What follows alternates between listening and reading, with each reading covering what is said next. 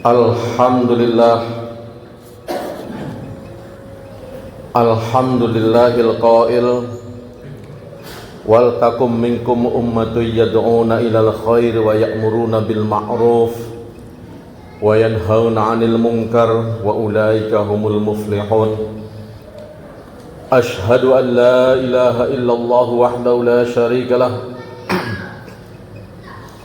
wa ashhadu anna Muhammadan abduhu wa rasuluh. Allahumma salli wa sallim ala asyrafil anbiya'i wal mursalin Sayyidina Muhammadin wa ala alihi wa sahbihi ajma'in, amma ba'd. Faya ayyuhal muslimun, usikum wa iyaya bitaqwallah faqad fazal muttaqun. Wasma'u ma qala Allah ta'ala fil Qur'anil Karim. A'udzu billahi minasy syaithanir rajim. Kuntum khaira ummatin ukhrijat lin-nasi ta'muruna bil ma'ruf wa tanhauna 'anil munkar wa tu'minuna billah. Walau amanna ahlul kitabi lakana khairan lahum minhumul mu'minuna wa aktsaruhumul fasiqun. Shadaqallahul azim. Hadirin jamaah Jumat rahimakumullah, sebagai salah satu rukun khutbah kami menyampaikan wasiat khususnya untuk diri pribadi kami dan kepada kita sekalian. Marilah kita terus berupaya memperbaiki dan meningkatkan ketakwaan kita kepada Allah Subhanahu wa taala dengan terus berusaha menjalankan segala perintah-perintahnya dan juga berusaha menjauhi segala larangannya. Sebagai umat Islam, kita apakah sebagai kewajiban individu, pribadi-pribadi, maupun sebagai kewajiban suatu komunitas, suatu grup, suatu kelompok muslimin atau umat Islam, kita diberi hadiah oleh Allah bahwa kita insya Allah tergolong orang-orang yang beruntung, orang-orang yang tidak merugi. Yang penting di antara kewajiban kita baik individu maupun sebagai ummah, sebagai kelompok, itu bisa kita jalankan, di mana kewajiban tersebut sebagaimana ayat yang saya sampaikan di awal tadi ada di dalam surat Al-Imran 104. Kata Allah, hendaklah ada di antara kalian sekelompok umat yang mengajak kepada kebaikan, yad'u ilal khairi, di mana mengajak kepada kebaikan tersebut adalah kita berusaha ya'muruna bil ma'ruf, mengajak, memerintahkan, menganjurkan berbuat yang ma'ruf kepada manusia lain, kepada orang lain. Begitu juga kita dianjurkan oleh Allah untuk wayanhauna 'anil munkar, untuk mencegah kemungkaran-kemungkaran, mengajak orang untuk menggagalkan perbuatan mungkarnya, yang tentunya kalau kita mengikuti teladan Rasulullah maka upaya yang terpenting adalah ibda' binafsik. Kita berusaha berdakwah, mengajak pada diri kita sendiri untuk beramar ma'ruf nahi mungkar. Beruntung kata Allah. Hadirin kaum muslimin rahimakumullah, Dalam ayat selanjutnya ada 3 hal yang perlu kita perhatikan dalam beramar ma'ruf nahi mungkar ini, yaitu ada di dalam ayat 110. Ini juga merupakan penegasan kata Allah, kuntum khair ummatin, kalian adalah khairah umat, sebaik-baiknya umat. Karena banyak umat manusia di dunia ini, tetapi dalam pandangan Allah yang terbaik adalah kalian, adalah kita semua. Ukhrijat linnas, dari sekelompok, dari seluruh manusia.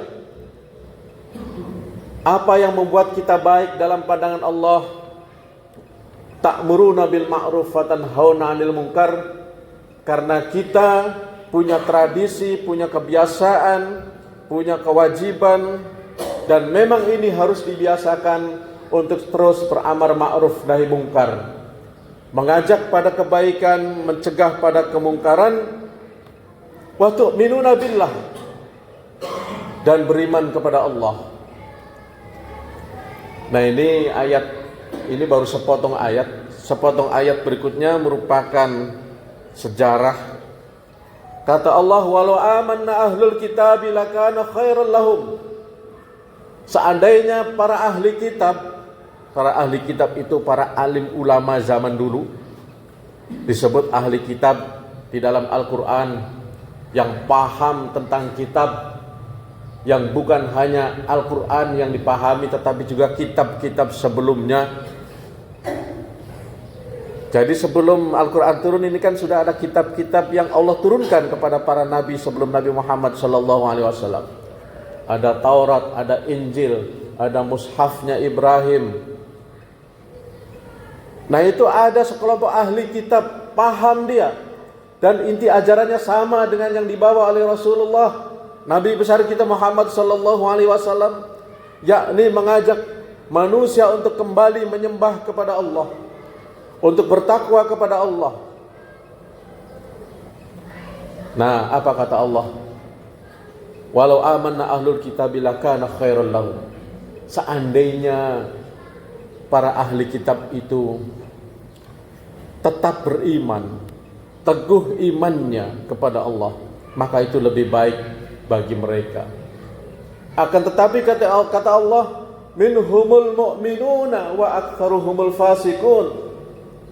Sebagian dari mereka tetap berpegang teguh pada keimanannya. Sebagian dari mereka itu tetap kuat imannya, tidak tergoda.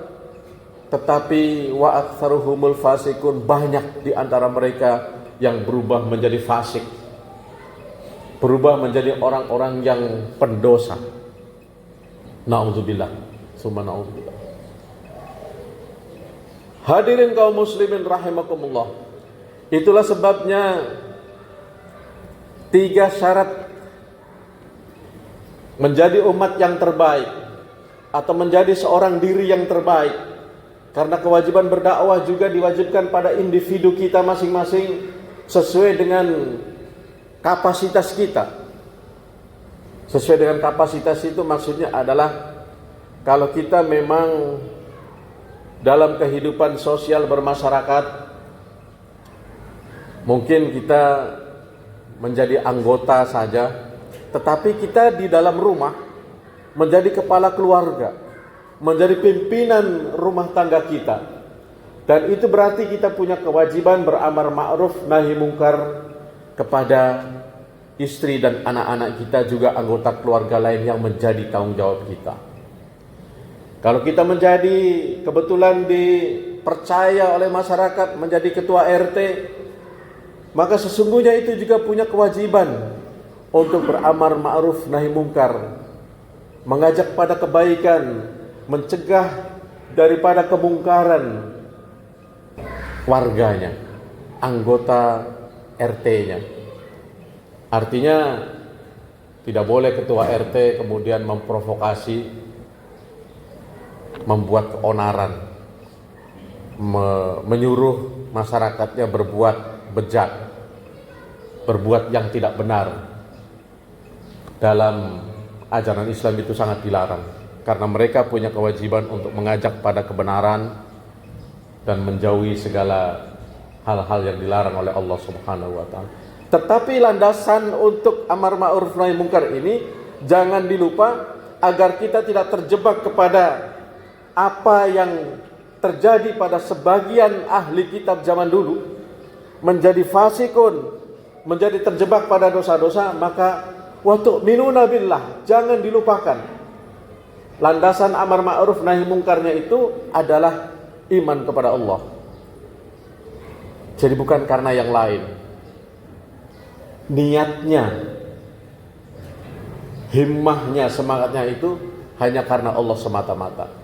Sebab ketika ada himmah, ada niat, ada semangat untuk selain Allah, maka itu na'udzubillah bisa terjebak pada fasikun.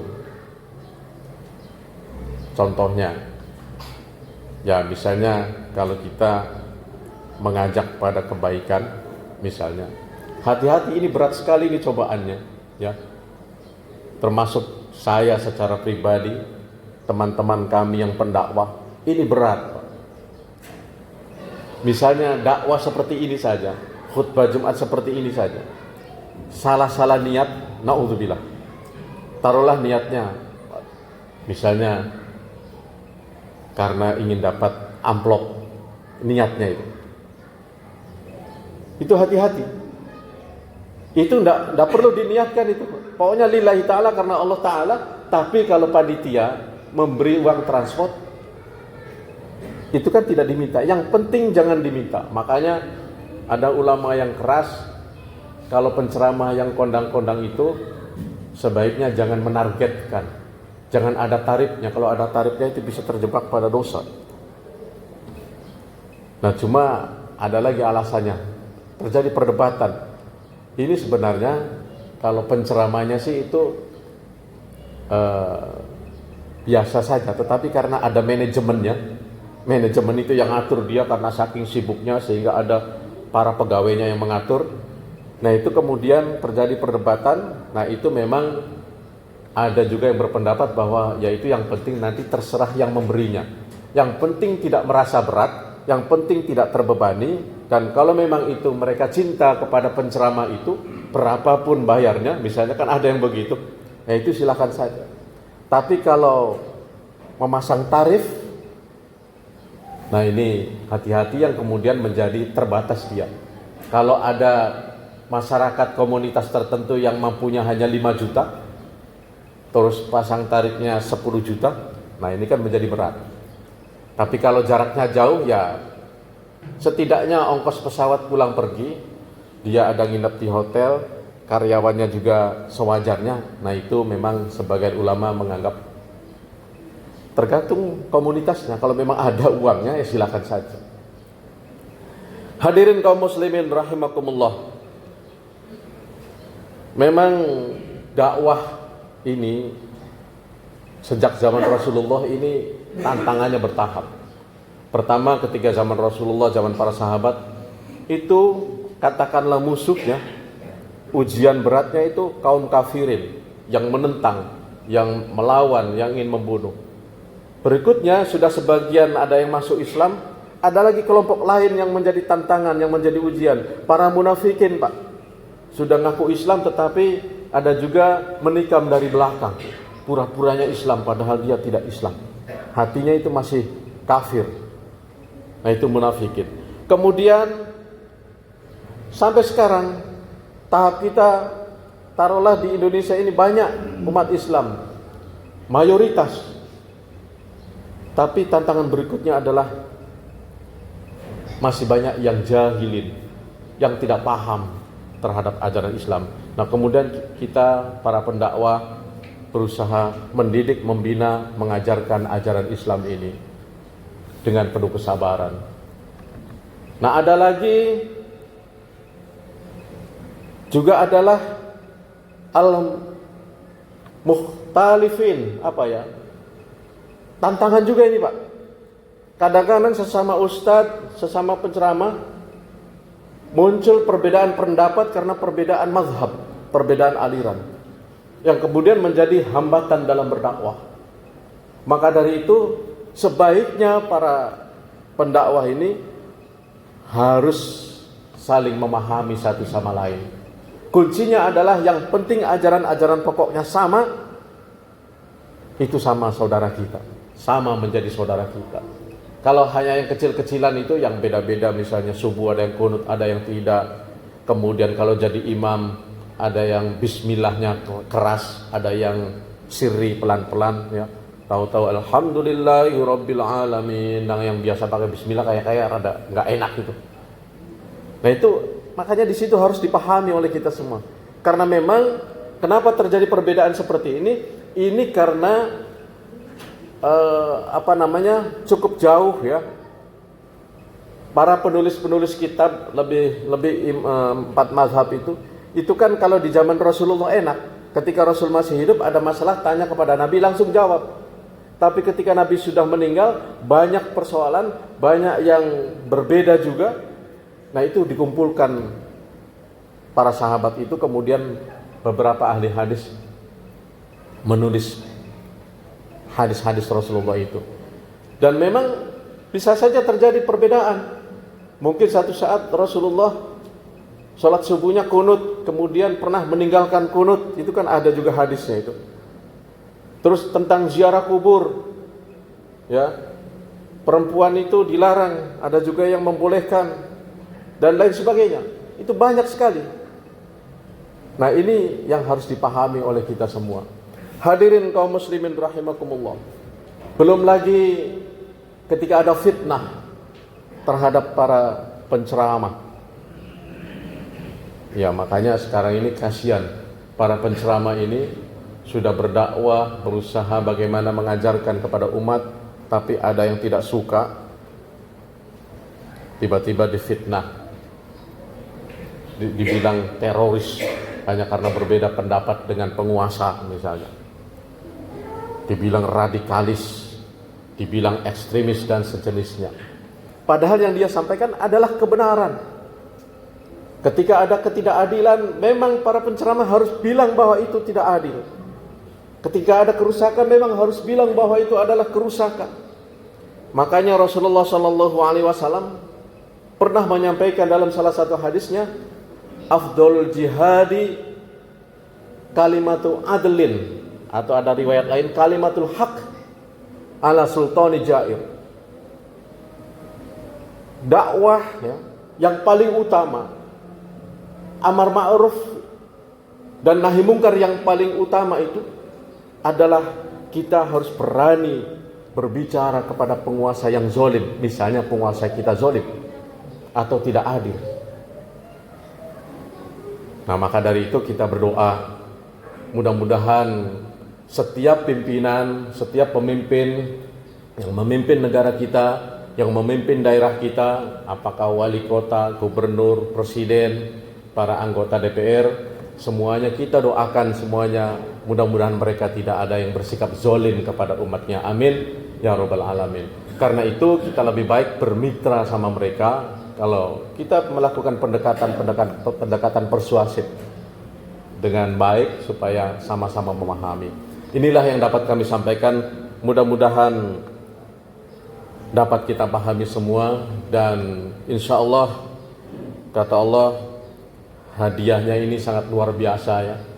Kalau kita terus amar ma'ruf nahi mungkar, itu kalau meninggal Pak, amin ya, kalau meninggal misalnya kita terus berdakwah pada anak istri kita, pada tetangga kita, misalnya jadi guru pada murid-murid kita atau lainnya, itu sama dengan mati syahid, sama dengan ia nyawanya para syuhada yang mati syahid, yang insya Allah kalau Allah ridho bisa saja langsung masuk surga. Amin ya rabbal alamin.